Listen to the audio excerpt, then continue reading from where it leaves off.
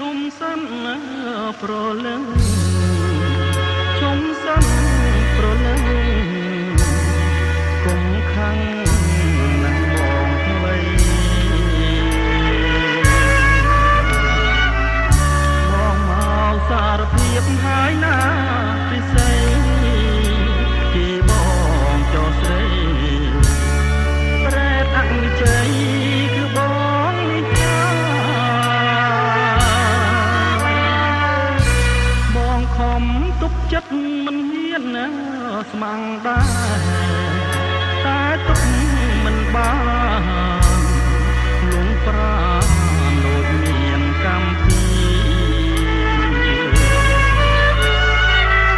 បងខ្លាយជាប្រងខកក្បត់ភរិយាក្បត់ទាំងគុំញីបងគឺជាអ្នកសាងបាបមែន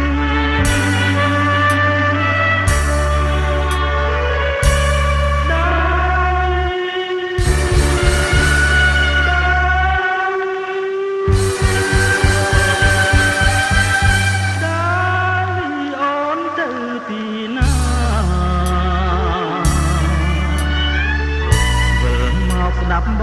ងសនាជីវ៉ាកាលី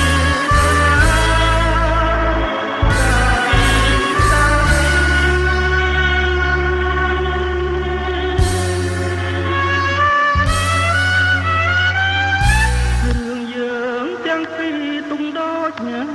យល់សមស្នេហ៍យើងអាផមស្នេហ៍ចប់ទាំងកណ្ដាលផ្លូវអូនហើយកុំយកបងជាសត្រូវ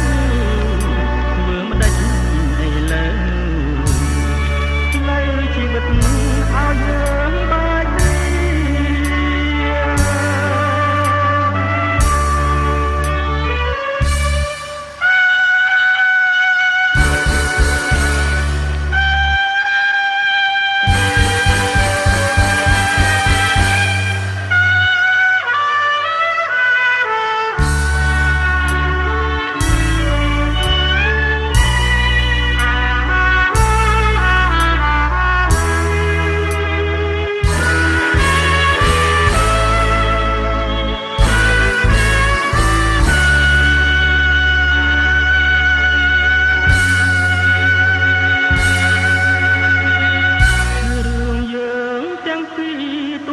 គ្នា